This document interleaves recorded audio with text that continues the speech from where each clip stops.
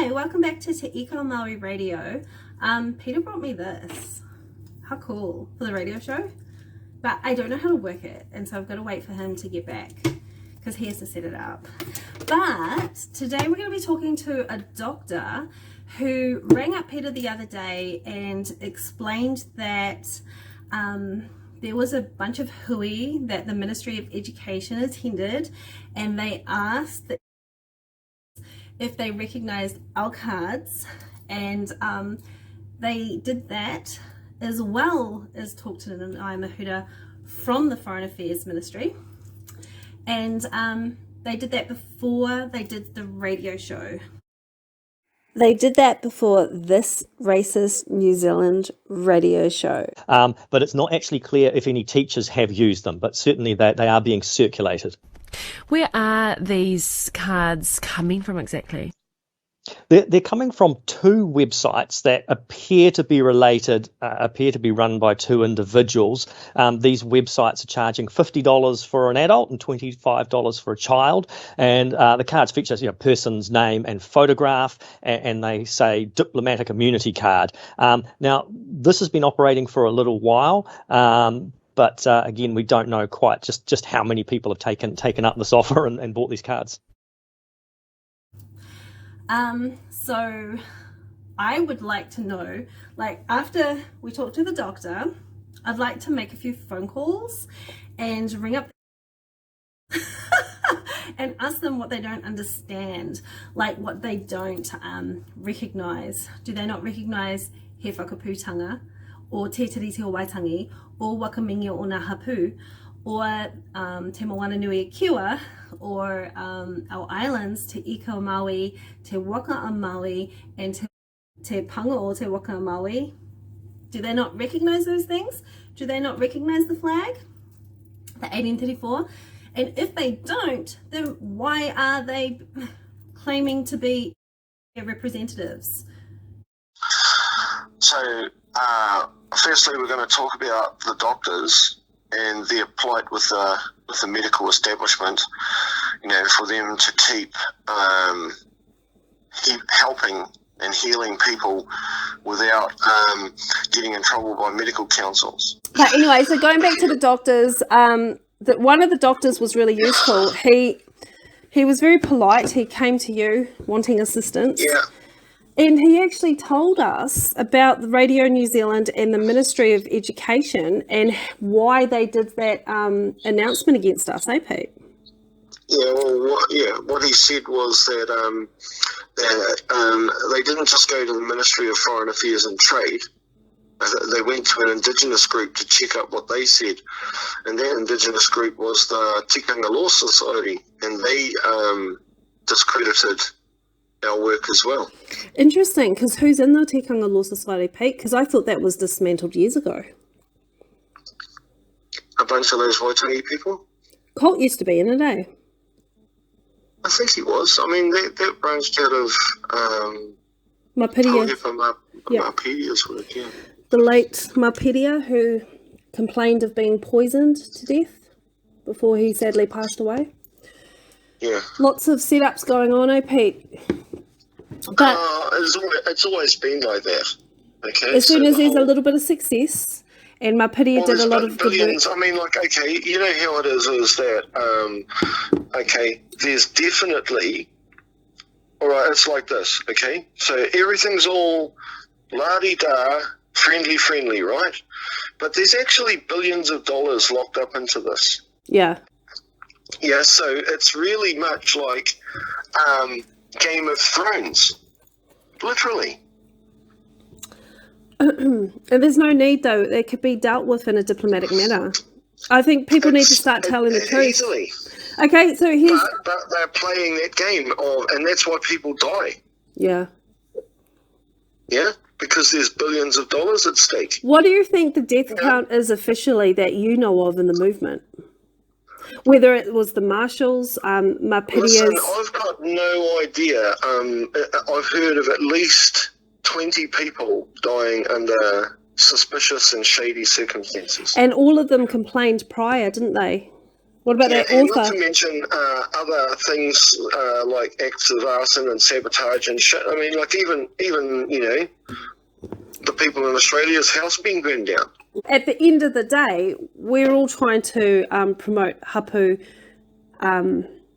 governance, right? And without establishing hapu governance, we can't move forward. And the opposition knows that. So the whole divide and conquer routine has been just flogged to death. What I would like to know is who is in the Te-Ika-A Law Society, and how did they get into the Te-Ika-A Law Society?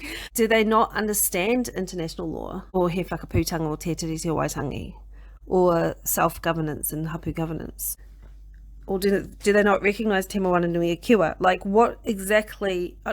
I'd just love to know who in the Te-Ika-A Law Society took it upon themselves to discredit our Native and Indigenous identity cards, and who took it upon themselves to discredit our Te-Moana-Nui-A-Kiwa Diplomatic Mission for the people of the Pacific. Like, Pete, who are in the Tika Law Society? Some of the people from the corporations. What are they? How do they know law, or is it just whoever jumps into a group and they just? It seems to be like that in that world. There's no qualifications for any of it. Nobody's got any qualifications at all. You know, some of the people in the Tika Law Society, the original version, had partial law training. You know, they've been and had the university part of law degrees. You know? Because I feel like I know more about law than a lot of these clowns trying to discredit us. That's probably true. You know, do they not recognise international law and Indigenous laws? Because it kind of sounds like to me that people are just trying to interfere with our solution to a problem. Like, there is massive problems with systemic racism that our people have suffered for generations, and we've come up with a solution that can fix a lot of those problems. And there's no need for a debate, and there's no need for a referendum of co-governance. There's no need for that. We already have a solution. And so it's quite interesting because the people who are trying to hinder us from being a Maori service provider for the people of the Pacific, and who are trying to condemn our diplomatic mission for the people of the Pacific, Te-Moana-Nui-A-Kiwa, they are Maori. They are Maori. Yeah, so that's, you know, I'm eager to find out who named Operation Tauwhero and who was behind the naming of Waka Kotahi and who was behind the conspiring to bring false charges to me and Peter. Yeah, so now we're going to talk to the doctor, and then I'm going to make some phone calls. Yes, speaking. Hi, is that Peter? Yes, it is. Hi, this is Dr. I got your email. Yes. How are you? You asked me to give you a call? Yes. Now, I remember you saying that somehow the health board had gone to the education board for reference to whether or not there was any validity to what our movement was doing. The medical council. Which health board? Sorry. Well, I mean, CHB or well, because what happened was somehow they discredited the Wakaminenga Health Council and our, the cards and all the movement with the Wakaminenga. So, yep. And I remember you saying to me, people had read Radio New Zealand and stuff expose on, how they'd gone to the Ministry of Foreign Affairs and Trade and they'd said we were fake or, not a real council, Yes. And then you said that some other Indigenous authority had been consulted as well. Do you remember that? The Te-Ika-A-Maui Law Society. Oh, the Te-Ika-A-Maui Law Society. Yeah. Right, so they went to there. That's at Waitangi, eh? I don't know where they're based. So we're not exactly sure who it's still a bit of a nefarious kind of a discrediting, just like the original Radio New Zealand piece, I guess. Yeah, I mean, as you saw in the article, they're still not accepting the legitimacy of it through the Medical Council and the Ministry of Health. Yeah, so that's I just needed to know those kind of details because we're trying to work out, how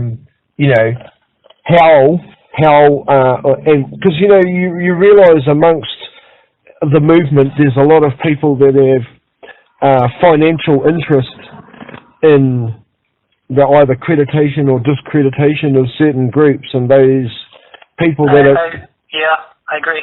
Yeah, and those people that are being asked have a vested interest one way or another. So I was just trying to uncover a little bit more about who it would be that's on the bandwagon, trooping our not being valid. Yeah. Because there seems to be a bit of a split. I mean, according to when I had a chat with the Tika-A-Maui group and the people in the council, there seems to be all sorts of politics going on inside that too. Yeah, that's the issue. That's what I was trying to say to you. There actually is a whole bunch of groups, but in saying that,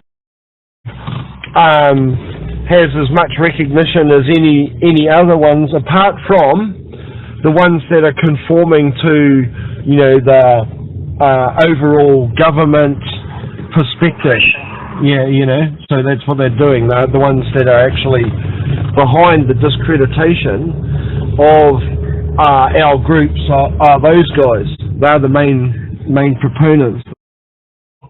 Whereas the WAC is looking into what they can do legally, but they're saying that it's got to be done carefully because they don't know how to access the Red Court because they don't want it to go into the Admiralty Court because that's corrupt. So I'm kind of... Yeah, well, see, there are ways of dealing with things in the Admiralty Courts, and I've specialised in that because that's the only venue that I've ever been allowed in. No, that's fine. I just needed to talk to you because you were the one who came to me and brought me the information. Sure. And so I was just making sure that everything, that it's still that we're on the same page, that this is indeed, I have heard you correctly, and that these things are the unfolding events that have come to have you be now facing charges in the court. All I've been told by the WAC is that because I'm not contracted with them anymore, I shouldn't respond to anything that they've sent. Right, okay. I have deregistered from the Medical Council. And that's fair enough. And last time we spoke, we just spoke about distinction and terminology, remember, and you could continue carrying as long as you weren't saying the words. You had some other thing, like I explained to you, like the tattoo artist or the piercings person, they don't have to explain what they're doing, and people practically go in there and sign a legal waiver, Well, that's not working, you see, because when I see my patients under the WAC, I get them to sign a document saying, I tell them that I'm seeing patients under the WAC, and that any... Okay, and we'll just have to see what recourse comes of that, that's all. So I don't say don't do that. No, I'm just telling you that even despite me informing patients, that they've still gone ahead and issued a complaint to the Ministry of Health for... Yeah, well, see, that's what I'm saying. That's because of terminology. That's exactly all it is that even though you're no longer part of that crew, they own those words. Okay. Okay.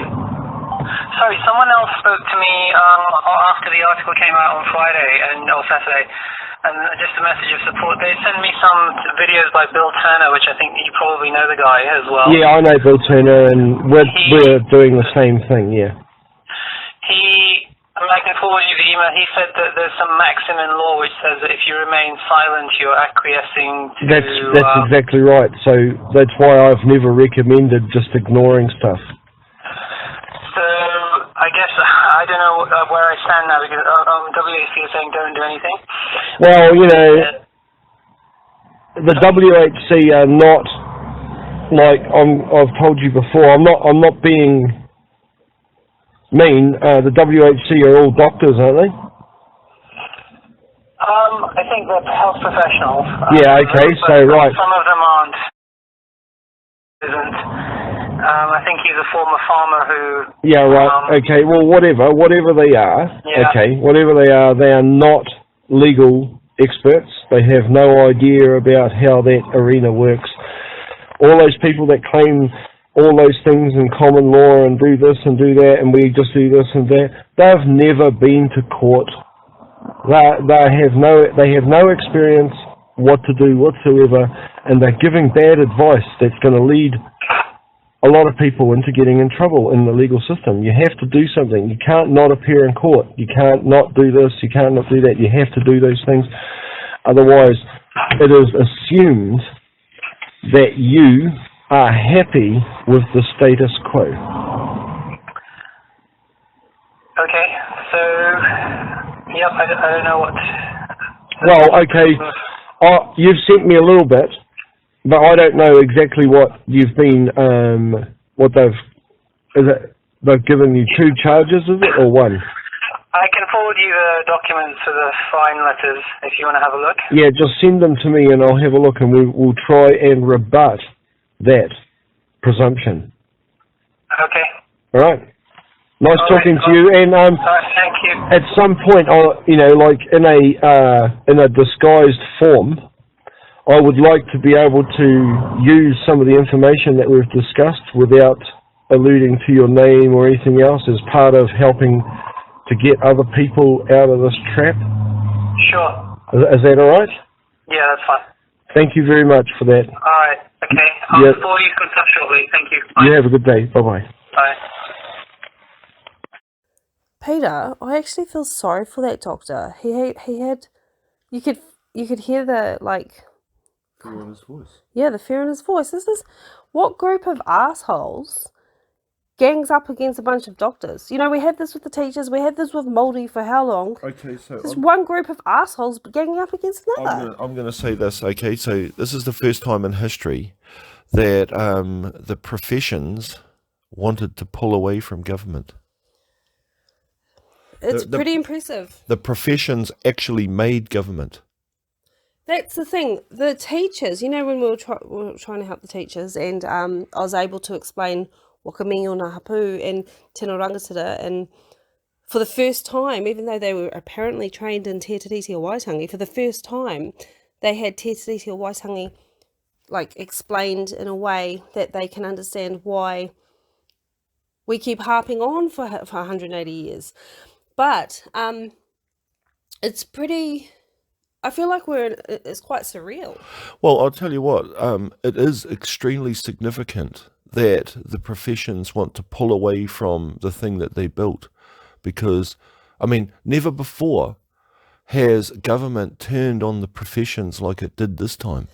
Is it government or is it Maori authorities? It pretty much is leading, the more we investigate who it is, and the reason why we're investigating is because we want to lay charges for conspiring to bring false accusations to you and I, okay? And the more we investigate, the more it looks like it's Māori authorities. Well, it's European people. Well, we're not even going to call it race. We're going to call it corporate government. Okay, so it's corporate government that has the support of kupapa corporate Maori. Okay, so due to the COVID-19 debacle over the last 3 years, there's been a lot of upheaval in life in the 2020s. And what's happened is people are sick and tired of doing the same things, and they want to change the way that they do the things. So a lot of little groups have grown into bigger groups, then they have different ways of doing things. And one of them was a health council that grew out of people in the Wakaminenga and them wanting to be able to provide health advice and basically give their own version of a vaccine passport during the COVID-19 legislation problem. So they made this Wakaminenga Health Council, and, you know, and they decided they were going to drop their connections to the establishment and build their own group, and that's fair enough. But, obviously the powers opposed that, and how they did that was that the first few people that completed the process from the Wakaminenga Health Council, they took them to court and gave them, well, they didn't take them to court, actually. Who's they? The health board or the government ministry of health, and then down from them being the regional health councils, right? They issued massive fines to these doctors and surgeons that tried to pull away from the group. And join the Wakaminenga Health Council. Yeah. Yeah, and so one of those doctors came to us. One of those doctors came to the embassies for help, and they called me and spoke about the plight that they were in, and basically I wanted to explain to them about how to avoid getting in trouble. And one of not using their terminology. See, like, and the example is he's an ophthalmologist, or eye surgeon. Okay, so he does ophthalmic surgery, and so what he said to me was that he wanted to continue practicing and seeing patients and helping them with their eyes. Well, that's fine. That's fine, but I told him he needed to change that and not call it patients. And not call himself a doctor and not say that he's practicing, because those are owned terminologies. When you go to a piercing shop to get yourself pierced, no matter where it is, you don't have to worry about that the person that's performing whatever it is going to get in trouble for doing it. Those people that were going to pierce your ears, right, which are literally putting a hole in your ear, right, how come they don't get in trouble for that, but he gets in trouble for putting a tiny incision in someone's eye? Well, because Otago University, where a lot of people are trained, is one of the most racist institutes in this country, on these islands. But that's not the reason. The reason is that they are practicing surgery and are surgeons, but the people in the piercing shop are just piercers. Oh, well, what does that mean, Peter? So there's no hope for these guys? They don't call themselves doctors, and they don't call the people that they come there patients. Oh, yeah. And they don't say they're performing surgery. But one of the gripes that some of the people from the Wakaminenga government came to me, and they complained that basically those doctors hijacked the Wakaminenga Health Council. And I just wanted to, don't interrupt me here, because I wanted to explain that when you have an established group and you're welcoming in, like the Wakaminenga government welcomed in these doctors, they basically got hijacked.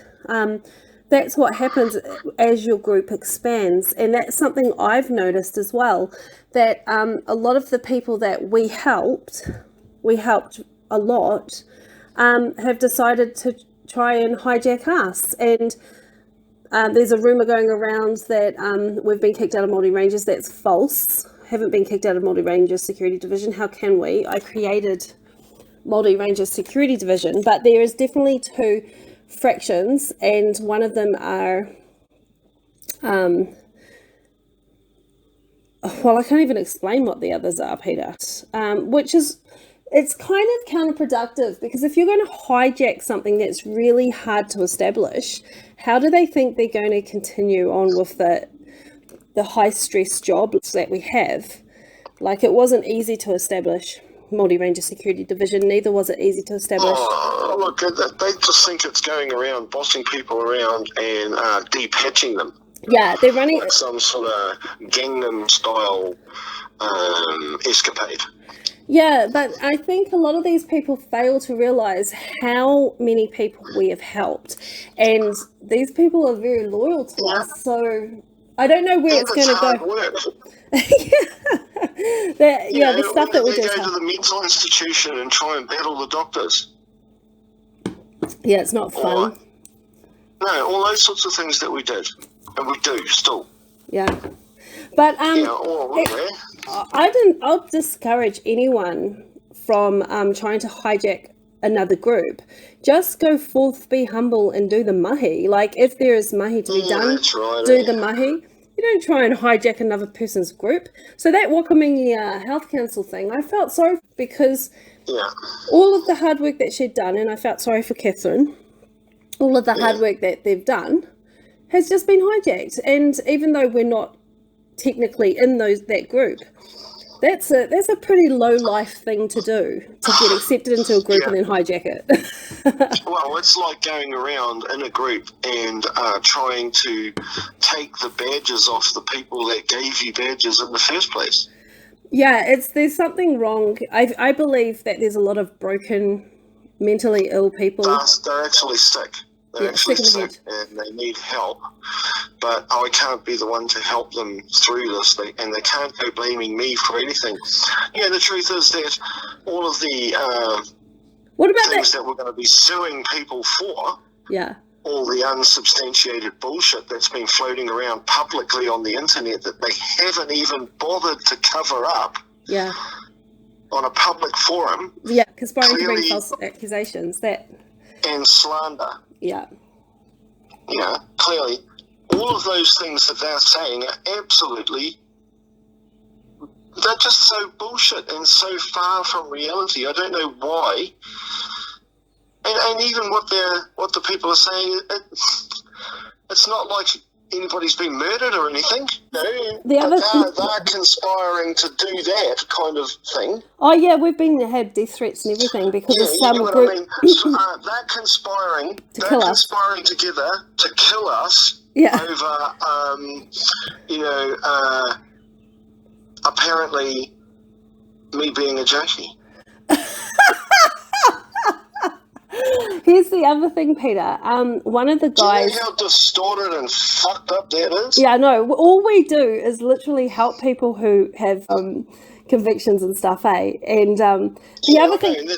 Should I say it? Should I say who it is? Should I say that the guy doing that? No, we probably shouldn't say it, but they know who they are, and other people do know who they are. Actually, those people that are threatening us for nothing, saying threatening to kill us, eh? These mouldy X amount of days and you're gone. The other thing is, I just wanted to point out that one of the people doing a land occupation, I'm not going to say who, every step of the way he was ringing us for help and ringing you for help. Yeah, of course. Yeah, of course. He thinks he's a bigwig now. Some of the people that are actually spreading rumours, you can easily find them.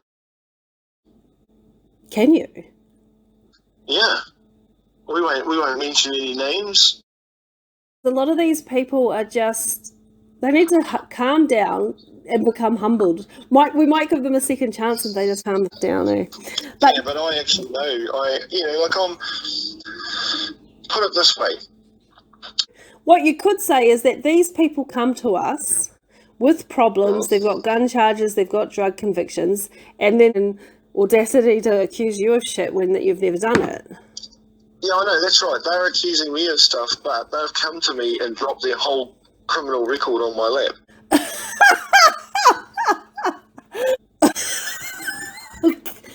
Okay. That's in fact what I'm saying. Yeah, but luckily we're not idiots. I'm not interested in doing anything like that. I know. But, I'm just trying to defend my name.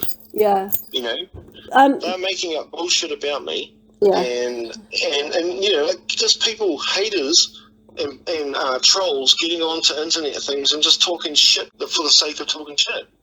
Yeah. So going back to the doctors, now even though I'm apprehensive to help the doctors because they literally hijacked the good work that the Wakamingi government did do. It wasn't all of the doctors. It wasn't all doctors that hijacked the Wakamingi. It was about 10 of them. All the rest of them are actually being bossed around by the other ones. But here's the other thing. This is why I discourage anyone from being adopting just randoms into their hapu. The hapu is sacred, and you don't just whāngai people into the hapu. There's no need to. Like when you go down to the VTNZ, you don't have to get adopted by the girl behind the counter just to get your car license. Like, there was no need for these doctors to get whāngai into the Wakamingia Health Council. There was no need for doctors to get, or other people, just random people, to get whāngai into hapu just to get the C-Pass. Like, whoever came up with that idea, I think either was a retard or it was a specific move designed to break down the tapu-ness of our hapu. The family unit. Yeah, just come in and destroy it once again. It's like, no, hell no. I mean, on every... It's colonisation all over again, Peter. It's colonisation all over again, really. And you don't whāngai 60 people into your hapu. Can you imagine, like, how... You don't adopt 60 people into your family to give them cards either. That's stupid, man. Where are these people's brains? But I mean, it's exactly the same thing. Families are sacred. They belong to the people who are actually in them. So now we're going to listen to the full 2-minute announcement that Radio New Zealand made against Te-Moana-Nui-A-Kiwa Embassy and Māori Ranger Security Division and our Native and Indigenous identity cards and our diplomatic mission for the people of the Pacific, Te-Moana-Nui-A-Kiwa. And then after we listen to that, I'm going to be doing a press release and for educational purposes to allow the viewers to see what laws have been violated and what standards have been breached, or broadcasting standards have been breached by Radio New Zealand. Fake identity cards are being used by some people to claim diplomatic immunity from COVID vaccination mandates. The Education Ministry has warned schools and early childhood centres not to accept the bogus IDs. Our education correspondent, John Gerritsen, has more on this, and he joins us now. Kia ora, John. Now tell us, how are these cards being used? Kia ora, Mani. Well, look, we don't have a lot of detail at this stage, but apparently people have been presenting these cards as a way of trying to get around the various vaccine mandates that are in place. So for health workers, education workers. Now, we know the Education Ministry this week warned schools and early childhood centres that these cards, they say diplomatic immunity cards, they don't convey any sort of diplomatic immunity. They're fake, but it's not actually clear if any teachers have used them, but certainly they are being circulated. Where are these cards coming from exactly? They're coming from two websites that appear to be related, appear to be run by two individuals. These websites are charging $50 for an adult and $25 for a child, and the cards feature person's name and photograph, and they say diplomatic immunity card. Now, this has been operating for a little while. But again, we don't know quite just how many people have taken up this offer and bought these cards. And how is the Foreign Affairs Ministry responding to all of this? Well, no one from Foreign Affairs was available to talk to us about this today, but we do know they are gathering information about these cases. They want to know if it's happening. Apparently that information may be of use to the police, and certainly they're alerting other organisations. So they alerted the Education Ministry, which in turn has warned schools and early childhood centres about it, Mani. Kia ora for that. That is our education correspondent, John Gerritsen. Well, you can easily see that it's carefully constructed hate, isn't it? I mean, like, if you think about it, that is the basis of what's happening to us at the moment, and the derision that we're getting from the authorities and other people who are in favour of them. So Radio New Zealand, and the Ministry of Education, Foreign Affairs, Trade, and all those. They're basically just slandering us. But it's collusion to bring false charges or false accusations on a grand scale, because in the background you've got the Māori groups who are responsible for fueling that. Well, the thing is, the truth is that regardless of what they believe, we've reached enough volume of members that we're able to be self-governing anyway. Not only that, we know the law. So this next press release is a press release I released soon after the Radio New Zealand announcement against us. And I encourage everyone to, show the tamariki, show the kids the press release, because this stuff should be taught in schools. It basically proves that what we're doing is lawful and correct and in accordance to tikanga and in accordance to Indigenous and international law. And it must be that way, because otherwise why would they bother trying to slander us with nefarious, nondescript, not just kind of waving the finger in the general direction, not specifically saying we've done this or we've done that. Oh, it may be of interest to the police. And also, the other side of it, the courts and that constructing false charges against us, it's getting pretty obvious what's happening. If it wasn't Peter and I, who are clearly competent at what we do, and we have an eye for detail, and we have carefully made sure that every step of the way we followed international law, right? For sure. And tikanga, and he whakaputanga, and all of the international guidelines. Well, we're innocent. We've done nothing wrong. They put us in the crime section of Radio New Zealand. We've done nothing wrong. Yeah, we're innocent. We've done nothing wrong. But the thing is, if we had committed, why are we in the crime section when we have never committed fraud? If we had committed a crime, we'd be arrested, wouldn't we? Like I go into the court every other day.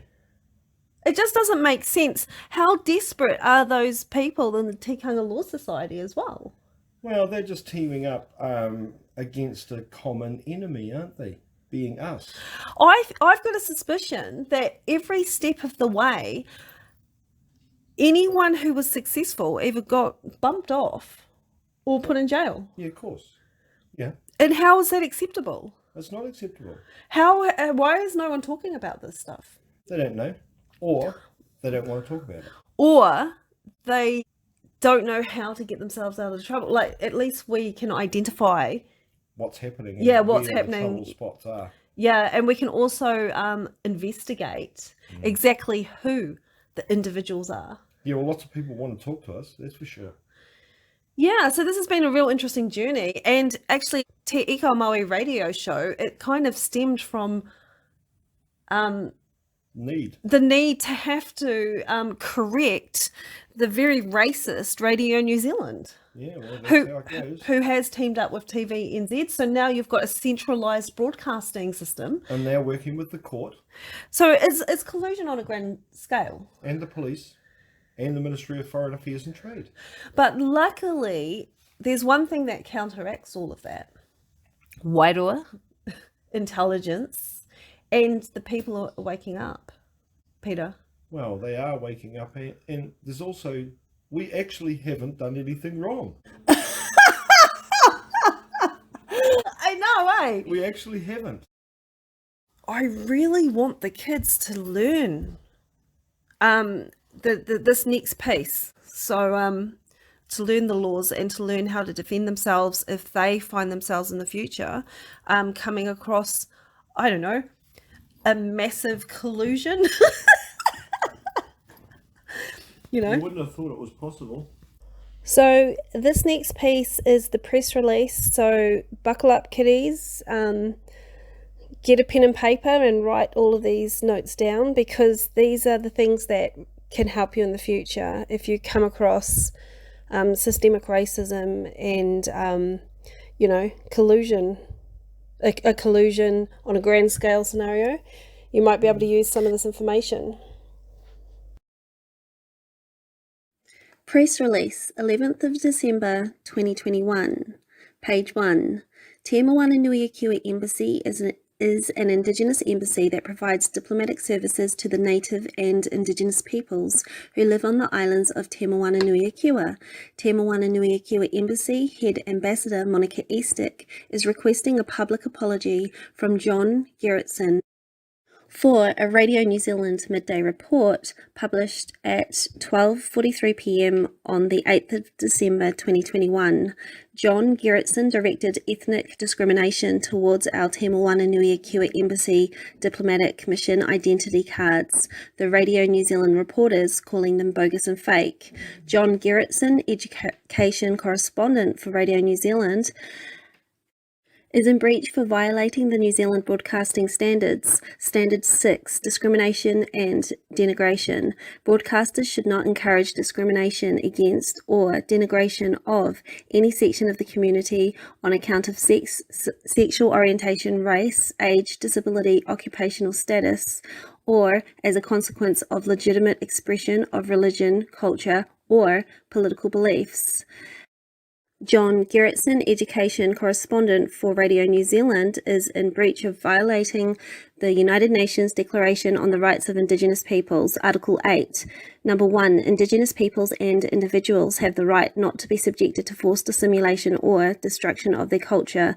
Number 2, states shall provide effective mechanisms for prevention of and redress for A, any action which has the aim or effect of depriving them of their integrity as distinct peoples, or of their cultural values or ethnic identities.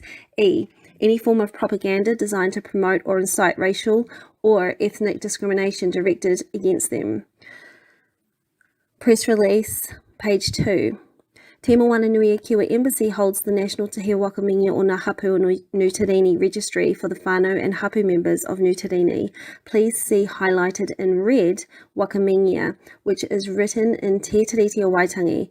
Te-Moana-Nui-A-Kiwa Embassy is requesting a public apology from the following individuals for disregarding the importance of the Wakamingia o Ngā Hapu registry duties that Te-Moana-Nui-A-Kiwa Embassy conducts, and for teaching propaganda education designed to impulse false history, create ethnic discrimination towards Māori peoples, and our 1834 diplomatic trading flag privileges.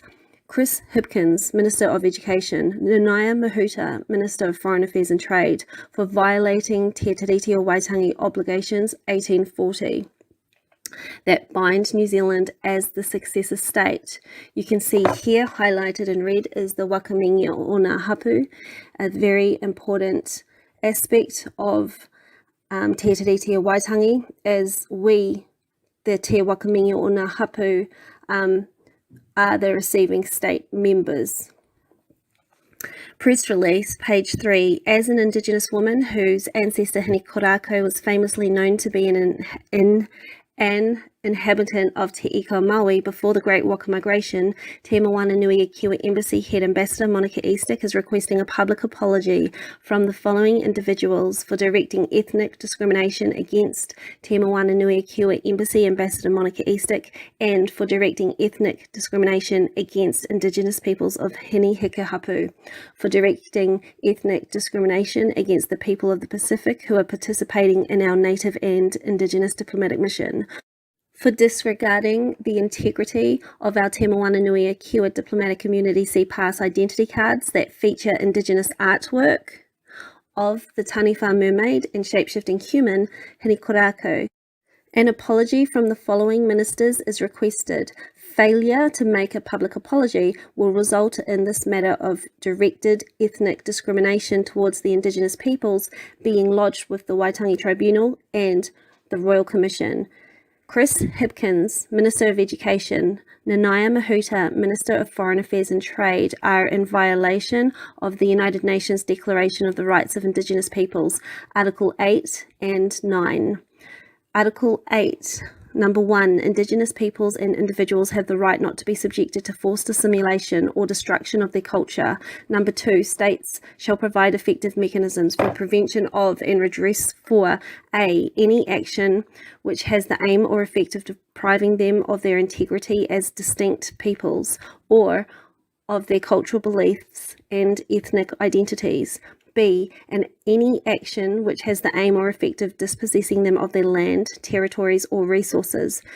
D, any form of forced assimilation or integration. E, any form of propaganda designed to promote or incite racial or ethnic discrimination directed against them. 9, Indigenous peoples and individuals have the right to belong to an Indigenous community or nation in accordance with their traditions and customs of the community or nations concerned. No discrimination of any kind may arise from the exercise of such right. Press release, page 4. Māori Ranger Security Division is a Māori service provider that protects Māori peoples, and Te-Moana-Nui-A-Kiwa Embassy is an Indigenous embassy that is conducting a diplomatic mission for the people of the Pacific and preservation of our Pacific Island heritage. Te-Moana-Nui-A-Kiwa Embassy Head Ambassador is requesting a public apology from the following New Zealand Minister, Nanaia for the discriminatory notice sent to the education website on the 7th of December 2021 that falsely describes our native and Indigenous identity cards as being fake diplomatic ID cards, as vaccination exemption cards, and for falsely describing Māori Ranger Security Division as a void vaccine ranger security organisation. The discriminatory notice reads, quote, vaccine mandate, fake diplomatic ID cards. We've been advised that there are individuals claiming diplomatic immunity exemption from vaccination requirements and using fake ID cards as evidence. The fake diplomatic ID cards are sold by Te-Moana-Nui-A-Kiwa Embassy and avoid vaccines ranger security organisations, unquote. Nanaia, Minister of Foreign Affairs and Trade, is in breach of violating the United Nations Declaration on the Rights of Indigenous Peoples, Article 2, 3, 4, 5, 6 and 7. Article 2, Indigenous peoples and individuals are free and equal to all other peoples and individuals and have the right to be free from any kind of discrimination in the exercise of their rights, in particular that based on their Indigenous origin or identity. Article 3, Indigenous peoples have the right to self-determination. By virtue of that right, they freely determine their political status and freely pursue their economic, social and cultural development. Article 4, Indigenous peoples in exercising their right to self-determination have the right to autonomy of self-governments in matters relating to their internal and local affairs, as well as ways and means for financing their autonomous functions. Article 5, Indigenous peoples have the right to maintain and strengthen their distinct political, legal, economic, social and cultural institutions while retaining their right to participate fully, if they so choose, in the political, economic, social and cultural life of the state. Article 6, every Indigenous individual has the right to a nationality. Article 7, Indigenous individuals have the right to life, physical and mental integrity, liberty and security of person. Indigenous peoples have the collective right to live in freedom, peace and security as distinct peoples and shall not be subjected to any act of genocide or any act of violence. Press release, page 5. Te-Moana-Nui-A-Kiwa Head Ambassador Monica Eastsick is requesting a public apology from the following New Zealand Minister, Nanaia for the repeated targeting of Monica Eastsick and her role as Head Ambassador of Te-Moana-Nui-A-Kiwa Embassy, and for repeatedly interfering with the Te-Moana-Nui-A-Kiwa Diplomatic Mission for the people of the Pacific. New Zealand Police. Nanaia has caused arrest of Monica Eastsick by misleading New Zealand Police with false information regarding Te-Moana-Nui-A-Kiwa Embassy, Māori Ranger Security Division and Native and Indigenous identity cards that feature an authentic Royal Diplomatic Immunity flag, Indigenous artwork, nation and information of our diplomat participants such as their full name, origin, tribe, islands and Wakamingia or Nahapu details. Nanaia has caused Monica Eastsick to have her embassy office entered into unlawfully, her vehicle impounded, and has caused Monica to be harassed by New Zealand Police. This malfeasance of office is in violation of the Policing Act 2008, Subpart 5, Command and Control of Police, Section 30, Command and Control. Number 4, no police employee may, when exercising any power or carrying out any function or duty, act under the direction, command or control of a Minister of the Crown. International court case, see passports. Nanaia-Mahuta has interfered with an Australian court case that gave Te-Moana-Nui-A-Kiwa Embassy an opportunity to showcase the Te-Moana-Nui-A-Kiwa Diplomatic Immunity CPAS identity cards as Indigenous passports. The Royal 1834 flag featured on our identity cards was gifted by King William IV and intended to give Māori the right to diplomatic international travel and trade, and was posted in the New South Wales Gazette in 19th of August 1835. Nanaia-Mahuta submitted false information to the Australian court, which caused a fraud conviction to an innocent, peaceful Indigenous female diplomatic mission participant. Radio New Zealand. Nanaia-Mahuta and Ministry of Foreign Affairs and Trade Office have actively circulated discriminatory notices to the Ministry of Education and other organisations that has resulted in false Radio New Zealand news reports directed at Māori Rangers Security Division, Te-Moana-Nui-A-Kiwa Embassy and our diplomatic mission for the Pacific. Press release page 6. Te-Moana-Nui-A-Kiwa Embassy Head Ambassador Monica Eastsick is requesting a public apology from Nanaia-Mahuta, Minister of Foreign Affairs and Trade, for violating the Vienna Convention 1969, done at Vienna on the 23rd of May 1969, entered into force on the 27th of January 1980 at the United Nations Treaty Series. Minister of New Zealand Foreign Affairs and Trade Nanaia-Mahuta represents the sending state of New Zealand, which subsequently became bound as the successor state to uphold the Te Tiriti o Waitangi obligations.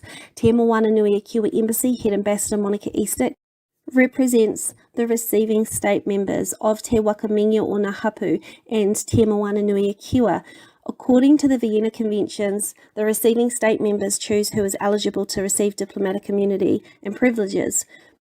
Minister of New Zealand Foreign Affairs and Trade Nanaia-Mahuta has violated international law and diplomacy by directing ethnic discrimination against Te Moana-Nui-A-Kiwa Embassy and Head Ambassador Monica Eastsick. Te Moana-Nui-A-Kiwa Embassy is entitled to conduct diplomatic missions, diplomatic trade, and is entitled to employ diplomats on a diplomatic mission who subsequently are entitled to the New Zealand Diplomatic Privileges and Immunities Act 1968. Te Moana-Nui-A-Kiwa Embassy reserves the right to issue and revoke the diplomatic status of the Te Moana-Nui-A-Kiwa Diplomatic Mission participants. Te Moana-Nui-A-Kiwa Diplomatic Mission for the People of the Pacific is the largest diplomatic mission in modern history and is in tradition of the Pacific diplomatic heritage, cultural beliefs, customs and tikanga of the Polynesian people. The native and indigenous peoples of the Pacific have a right to be protected by Te Moana-Nui-A-Kiwa Embassy and have a right to identify as diplomats of the Pacific. Press release, page 7. New Zealand Foreign Affairs and Trade Minister Nanaia-Mahuta has committed ethnic hate crimes against the native and indigenous peoples of Te Moana-Nui-A-Kiwa that includes malfeasance of public office, violations against the 1840 Te Tiriti o Waitangi, violations against the United Nations Declaration on the Rights of Indigenous Peoples, violations against the New Zealand Police Act, violations against the Broadcasting Standards New Zealand, violations against the Native and Indigenous peoples of the Pacific participating in our diplomatic mission, violations against the Vienna Convention, violations of the Kupapa Suppression Action 2020, an Indigenous law passed at Waitangi on the 28th of October 2020 and lodged with the Crown Law Executive Office on the 22nd of January 2021. Number 1, the definition of a kupapa is a traitor. A kupapa consists of anyone who puts their own selfish interests before their own hapu, other hapuan people. B, a kupapa consists of anyone who signed off on the sale of the seabed and foreshore, sacred whenua sites, community-owned natural resources. C, a kupapa consists of anyone who harmed a tamariki for financial gain via state-funded ventures. Number 2, whānau for financial gain via state-funded ventures. D, a kupapa consists of anyone signed off on the use of 1080 poison. E. A kaupapa consists of anyone who creates or uses a trust in a harmful manner towards other people. Number 1, example, when Trust Board members fine or punish other hapu members for collecting kai on their own whenua. Number 2, example, when Trust Board members sign off on selling the hapu shared resources. 3, example, when Trust Board members collude with district councils and police at the jeopardy of other hapu members. Number 2, any man or woman who commits or performs any of the actions listed in the above sections 1 commits an offence against the wakamingia and all those present, and by contract who consent to this law shall be labelled a kaupapa and be forbidden to have a representative capacity from the day they are adjudged kaupapa. A. Basically, anyone who is a proven kaupapa will be forbidden to sign or speak on behalf of tangata whenua people ever again. Number 3, this was written in accordance to Article 3 of the He Whakaputanga o Te Rangatiratanga o Nutireni 1835, written by Monica Eastsick. Press release, page 8. Monica Eastsick is making a formal complaint of political persecution, has suffered endless harm and loss caused by the New Zealand Foreign Affairs Minister Nanaia since she became unelected Foreign Affairs and Trade Minister on the 2nd of November 2020. On the 28th of October 2020, an Indigenous law was passed at Waitangi that would prevent anyone who signed off on the sale of the seabed and foreshore in 2004 from being able to have a representative position on behalf of the people of the Pacific. Nanaia voted to sell the seabed and foreshore in 2004.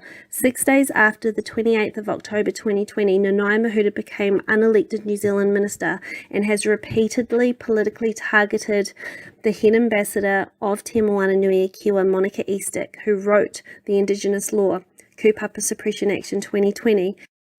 Ambassador Monica Eastsick is seeking asylum in Te-Moana-Nui-A-Kiwa and has been forced to operate her diplomatic duties from a secret location to prevent Nanaia from using malfeasance of public office and political persecution against Monica. Te-Moana-Nui-A-Kiwa Embassy encourages the Pacific community to investigate Nanaia for ethnic hate crimes against the native and Indigenous peoples of Te-Moana-Nui-A-Kiwa.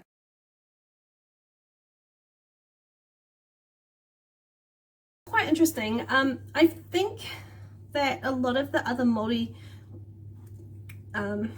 groups or different authorities are trying to conspire to bring false charges against me and Peter and anyone on this movement because they are jealous that they didn't come up with the solution. But that's not a good enough reason.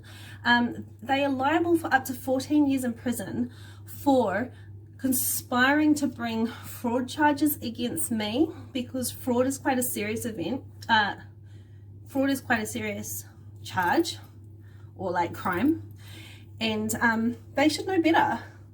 And if the iwi chairs and other Māori groups, if they're jealous because they're incompetent or they can't do the job or they're trying to snuff me out, then maybe it's time to stand down and let those with a solution rise up, because there is no need for a debate or a referendum. We have the native and Indigenous way of doing things, and we have our tikanga, and we know what is right and what is wrong, and we are entitled to self-governance. We don't have to prove ourselves. We don't have to do oaths. We don't have to do all these ceremonies. We already have what we need, okay? People just need to realize that it's all there. We don't have to alter from things. We have the He Whakaputanga, that's the guideline. Just read the instructions on there.